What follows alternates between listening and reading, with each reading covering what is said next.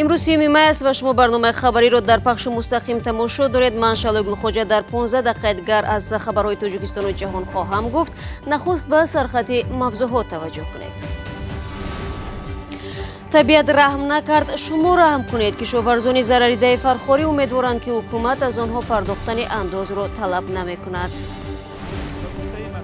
تاجیکستان هم صاحب قانونی حالت جنگی شد. در شرایط جنگی می توانند ارتباط تلفنی را قطع و روای شهروندان را محدود نمایند. در دوره جاری نموده جنگ با مقصد تامین مدافع دولت این شد وظیفه نقلیات که در ملکیت شخصی واقعی و حقوقی قرار دارند می توانند استفاده گردند. اندازه را نگاه دار. مقامات توجیک مقبره هایی را که خود سرانه بنیاد شدند از بین میبرند، ولی استثنا هم جای خواهد داشت. برای دیگرها بفهمند که همین خیلی بزرگا در دیار ما گذشتگی گفته مبادا همین خیلی آدم های معروفی همون دیاره اگر در بالای همون قبرشون بنا کنن یا که کسگاری کنن جایزه گفته اجازه دادن. در ناحیه فرخار 10 گکتار کشتی دهقانان ضرر دیدند. این کشاورزان میگویند باریدن با تکراری ژوله کشتی دوم آنها را از بین برده و خودشان را زیر بار قرض گذاشته است. حالا امید کشاورزان از مقامات این است که دست آنها را در چنین وضعیت بگیرند. در 20-25 سانتی متر ده یک کمونده یک کلای نیول مونده. اینا چیش مونده دیگه اینا. سنتالله میرزایف پختکار از ناحیه فرخار بعد بارش نمیداند با زمین آفت زدهش چی کند؟ چی خیلی کمی برف میزن زمین همون خیلی سفید شد دیگه. خیلی تقدیر بوده و خیلی هم خیلی زدش برده کش دیگه کلواش پرونده اینا برده. روز 26 می در چند دهات ناحیه فرخار ژوله بارید که به 250 گکتار زمین مردم ضرر رساند. 1 گکتار نی 1 گکتار. اوش 2.5 گکتار. او اولام 3.5 گکتار. ایمون نیم گکتار.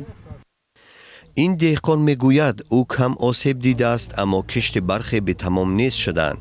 مرادعلی خواجه‌یف سوم بار است در زمین کش میکند و به آفت روبرو می شود.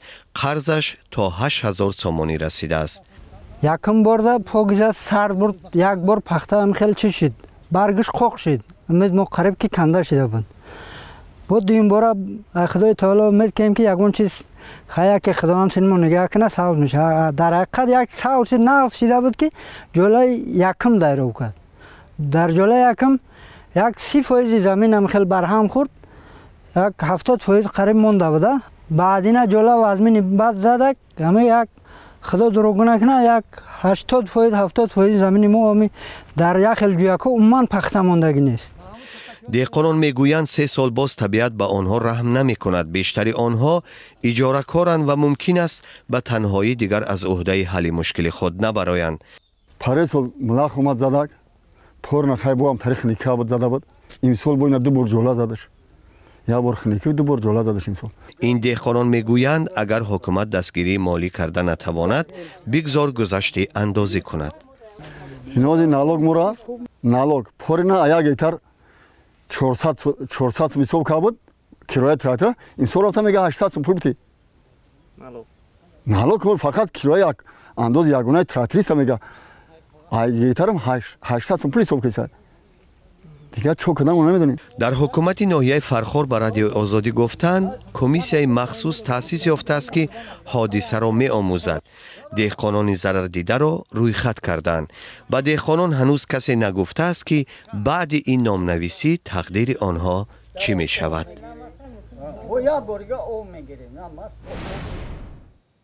رو می‌آوریم به موضوعهای دیگر. وکیلان توجیک رضایت دادند که در تاجیکستان قانونی حالت جنگی قبول شود. سند تصویب شده وضع جنگی را در کشور یا منطقه‌های علیحده معین می‌کند. بر علاوه وارد کردن و یا استفاده نیروهای مسلح را در جایهای جنگی اجازت می‌دهد. قانون مذکور در حال قبول شد که تاجیکستان عضو سازمان پیمان امنیتی دست جمعی است. شادمانیتی تفصیلات می‌دهد. در حالت جنگی شهروندان وظیفه‌دار شدند دارایی‌شان را برای مدافعه تاجیکستان خرج کنند. این طلبات قانون است که پارلمان روز 29 می قبول کرد. در دوره جاری نموده جنگ با مقصد تامین مدافع دولت این شد وظیفه نقلیات که در ملکیت شخصی واقعی و حقوقی قرار دارند می توانند استفاده گردند. در توجیکستان باری اول از قانون درباره حالت جنگی قبول می شود. اکنون در دایره طلبات این قانون در حالت جنگی مقامات صلاحیت‌دار وظیفه دارند خدمت رسانی علاقه را محدود، نظارت فعالیت نشریه ها را پرزور و از بالای رسانه های اخبار عامه نیز سنزور جاری کنند. وکیلان پارلمان گفتند حالت جنگی نه تنها هنگام حمله مسلحانه کشور دیگر بلکه در حالت تهدید هم میتواند اعلان شود. اگر نواد و تهدید و خطر تا حتی تا درجه نزاع حربی از جانب عامل‌های بیرونی به یکی از اعضایان پیمان مربوطه احساس شود و آنها با آنها جنگ اعلان کنند، تاجیکستان وادار می شود که در یگان شکل طریق فرستادن لشکر یا دیگر جزئیاتش وارد جنگ شود و از این خاطر مجبور می شود که در داخل تاجیکستان نیز حالت جنگ را اعلان کند. با گفته مسئولان وزارت مدافعه هنگام اعلان حالت جنگی فعالیت جمعیتی رفت و آمد شهروندان محدود شده، مصادره مال و اموال ساکنان برای احتیاجات مدافعوی و جبران ارزش آن پیش بینی شده است. طبق قانون جدید حالت جنگی را پرزیدنت اعلان و پارلمان تصدیق میکند. شادمان یتیم، آزادی دوشنبه. 1 июн در جهان همچون روز کودکان یاد می شود. معمولا در این روز در کشورها از مشکلات بوریز اطفال و نسل نورس می گویند که متاسفانه کم نیست. از جمله در توجیکستان نیز با وجود تلاش‌های حکومت کشور در سمت بهتر کردن حقوق و زندگی اطفال چند مسئله تا هنوز باقی است که باعث نگرانی‌های حامیان حقوق کودک می باشد. در آستانه روز کودکان زرانگیز نوروزشو و براد یوسفی با لوچیانا کالیسینی رئیس نمایندگی یونیسف در توجیکستان صحبت کردند و درباره وضع اطفال توجیک پرسیدند. Perhaps I would highlight two of the most recent. One is that ما در این اواخر دو پژوهش گذراندیم. یکی هم با یوسعید در موضوع دموگرافی و سالمی. در آن تحقیقات ما یک چند ایندیکاتورها در مورد سالمی مادر و کودک را به نظر گرفتیم. بر اساس آن ما مشخص کردیم که حالا هم موضوع غذای ناکافی کودکان وجود دارد. از 5 کودک یک کودک غذای کافی ندارد، یعنی 18%.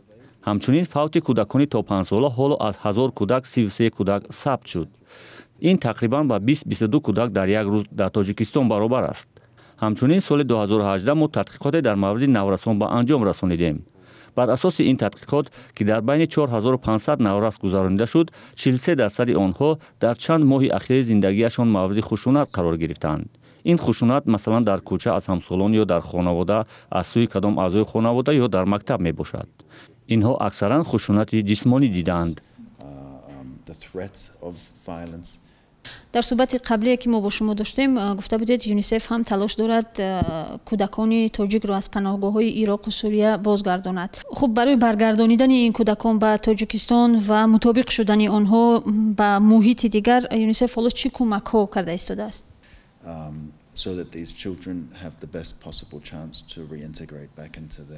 از تجربه‌ای که در طول چندین ده ساله که یونیسف با کودکان کار می‌کند، ما می‌دانیم که از همه جای خوب برای تربیت و بوایی رساندن کودک این عائله میباشد. برای همین ما یک جای با وزارت تندرستی و حفظ اجتماعی اهالی تاجیکستان کار کرده ایستاده‌ایم. همچنین دیگر همکارانمان در دیگر منطقه‌های کشور کار کرده ایستادند که این کودکان با عائله‌ها و عائله‌های با آنها نزدیک، یعنی عائله‌های خویش و تبارشان برگردانیده شوند. زیرا این موقع خوبی تربیت و بزرگ شدن کودکان میباشند.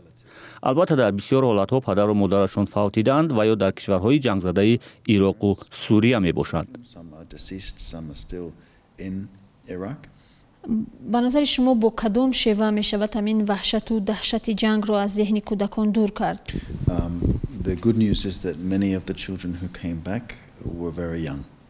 اکثر کودکانی که از عراق و سوریه برگردانیده شدند خیلی خوردند. 60% آن اطفال برگردانیده در سن از 5 ساله پایان هستند و طور معلوم کودکان خود را به محیط آسایشته مطابق کردن آسان‌تر است.